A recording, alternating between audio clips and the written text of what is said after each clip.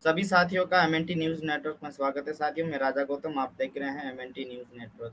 जैसा कि साथियों आपको पता है कि अभी देश में लोकसभा चुनाव चल रहा है। पहले चरण के चुनाव हो चुके हैं, 19 अप्रैल को समाप्त हो चुके हैं। दूसरा चरण अभी 26 अप्रैल को होने जा रहा है और तमाम पार्टियां चुनाव लड़ रही है, जिसमें पीपल्स पार्टी ऑफ इंडिया ने भी 200 से ज्यादा प्रत्याशी अपने चुनावी मैदान में उतारे हैं। अभी हमारे साथ है मध्य प्रदेश के लोकसभा क्षेत्र के प्रत्याशी नंद किशोर प्रजापति जी। हम सर का स्वागत करते हैं। मेरा नाम है नंद किशोर प्रजापति। मैं खजुराहो लोकसभा सीट से हूं और People's Party of India Democratic से लड़ रहा हूं। मेरा चुनाव चिन्ह है फलों की टोकरी, जो 7 नंबर पर है। हाँ जी जी सर, सबसे पहला हमारा सवाल ये है कि आप चुनाव क्यों लड़ रहे हैं? आपका चुनाव लड़ने के पीछे क्या मकसद है? सर, चुनाव लड़ने की 2 वजह है कि आज तक हमारे देश में जितनी भी सत्ताधारी सरकारें थी, कांग्रेस हो, बीजेपी हो, और बीच में बीएसपी भी आई, तो बहुजन समाज पार्टी के उद्देश्य उद्देश्य के लिए आई थी। बहुजन के जो तो जितने भी सरकारें आज तक आई, उन्होंने भारत देश में जो संविधान बाबा साहब ने लिखा था, और यह संविधान जो हमारे भारत देश में मूल निवासी भाई हैं, जिनको आज तक पूर्णतः अधिकार नहीं मिले और गरीब गरीब होता गया, इस उद्देश्य को लेकर बाबा साहब ने एक गरीब तबके, एक निचले तबके के भी लोगों को देश में अवसर मिले समानता का, इस उद्देश्य से जो संविधान लिखा था, तो आजादी के लगभग 74 वर्ष पूर्ण होने के बावजूद भी आज तक लागू नहीं हुआ पूर्णतः। इसलिए अभी बीच में जो बीएसपी पार्टी आई, उससे कुछ हमारे संगठन को उम्मीद थी, लेकिन बीएसपी भी अपने मूल विचारधारा से हट गई। इसके बाद हम लोगों को मजबूर होना पड़ा। हमारी पार्टी जो लड़ा रही है, People's Party of India Democratic, तो उनको पार्टी बनानी पड़ी देश हित में, मूल निवासियों के हित के लिए। और आज हम People's Party of India Democratic से चुनाव लड़ रहे हैं इसी उद्देश्य के लिए कि हम कैसे मूल निवासी भाइयों के हक और अधिकारों को संसद तक ले जाएं और ऐसे नियम कानून बनाएं जिससे जो है हमारे मूल निवासी भाइयों को उनके हक और अधिकार मिल सके, जो बाबा साहब संविधान में लिख गए हैं। तो हम संविधान को पूर्णतः लागू करने के लिए People's Party of India Democratic द्वारा हम सांसदीय का चुनाव लड़ रहे हैं। ऐसी हम उम्मीद करते हैं जनता से कि हम संसद में पहुंचकर बाबा साहब के संविधान को पूर्णतः पूरे देश में लागू करें। सर, आप ये बताइए, आपके सामने कांग्रेस, बीजेपी जैसी कई बड़ी पार्टियां भी चुनाव लड़ रही है, तो आप अपने आप को और उन पार्टियों को किस तरीके से देखते हैं? क्या लगता है आपको? सर, किसी भी पार्टी का शुरुआत विचारों से होती है। निश्चित रूप से हमारी पार्टी के विचार पूरे देश में जितनी भी पार्टियां हैं उनसे बेस्ट विचार हैं, और यह मूल निवासी की पार्टी है। मूल निवासियों के लिए हम पूरे देश में समानता लाएंगे, हमारी पार्टी का मुख्य उद्देश्य ये है। और मूल निवासी के जो हक और अधिकार अभी तक नहीं प्राप्त हुए, हम पार्टी में आने के बाद, सफल होने के बाद, संसद पहुंचने के बाद, हम पूरी तरह से ख्याल रखेंगे कि देश में समानता हो, सभी को सर्वधर्म सम्मान हो, और कोई भी व्यक्ति, छोटे उद्योगपति हों या बड़े उद्योगपति हों, सबको समान अवसर प्राप्त हो। तभी देश का विकास होगा।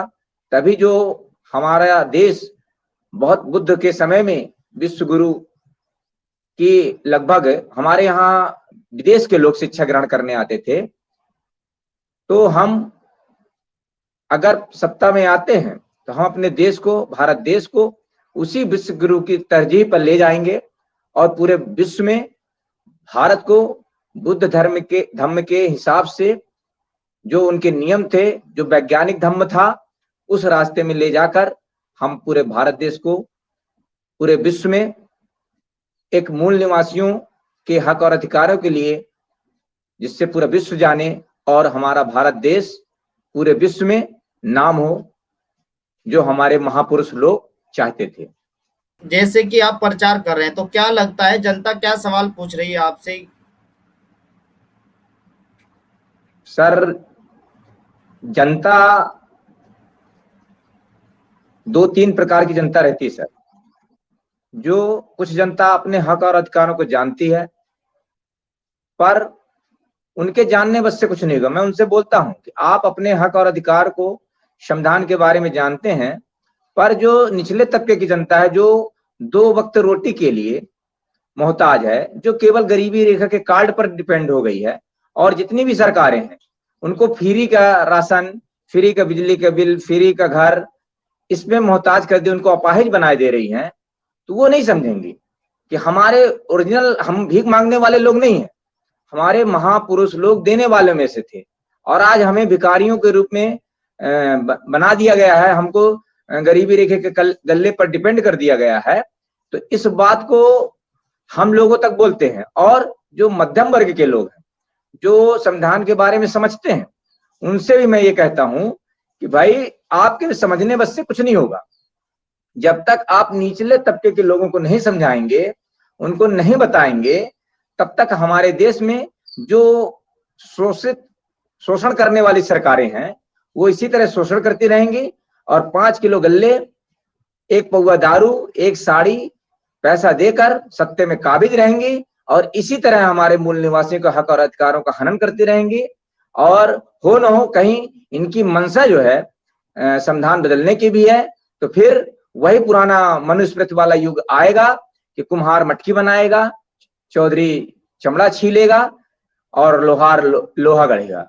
तो इस बात को हम लोगों को समझते हुए, हमको निचले तबके के लोग जो नहीं समझते हैं, जो बेचारे 2 रोटी के लिए परेशान रहते हैं, उनको भी समझाकर तभी हम पूरे देश में समतावादी परिवर्तन ला सकते हैं।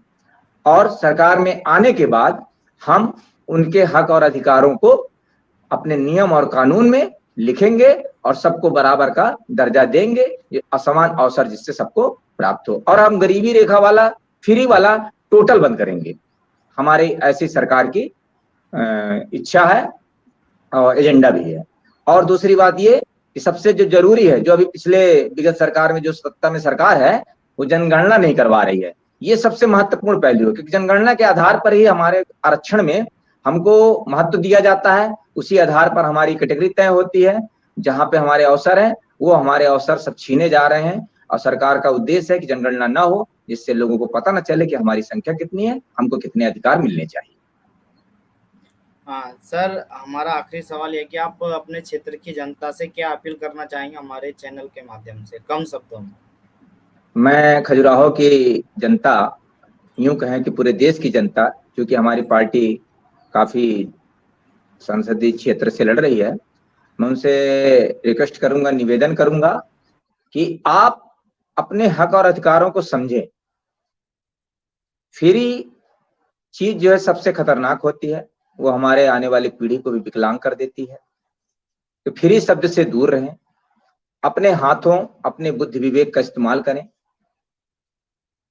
तभी जो है हम भारत देश को आर्थिक रूप से, जो हमारे लोग कहते हैं विश्व गुरु, तो विश्व गुरु बना सकते हैं।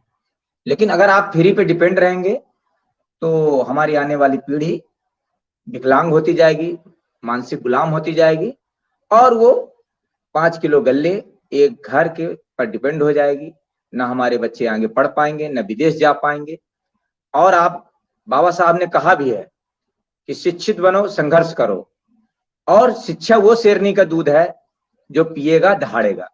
तो आप लोग सभी अपने बच्चों को शिक्षित करिए, अच्छी पढ़ाई करिए, किसी भी स्थिति परिस्थितियों में शिक्षा से कोई समझौता मत करिए, और फ्री के चक्कर में आप सोच समझकर वोट डालें। जो पार्टी की विचारधारा अच्छी हो, जो आपके मूल निवासी भाइयों के लिए हो, जो कैंडिडेट शिक्षित हो, जो भ्रष्टाचारी न हो, जो करोड़पति न हो, क्योंकि करोड़पति रोड के लोगों की समस्या को कभी भी समझ नहीं सकता। वो बोलने की बात अलग है, लेकिन जो रोड में आदमी है, जो गरीब है, गरीब का ही दर्द समझ सकता है। तो ऐसे व्यक्ति का चयन करें, ऐसे पार्टी का चयन करें कि जो मूल निवासियों की विचारधारा को, मूल निवासी महापुरुषों की विचारधारा को अपने अंदर सजोए हुए हो और मूल निवासी के हक और अधिकारों के लिए जीतने के बाद संसद में परिवर्तन ला सके, पूरे देश में समानता ला सके, हर गरीब को कलेक्टर, एसपी, एसडीएम बनने का अवसर प्रदान कर सके।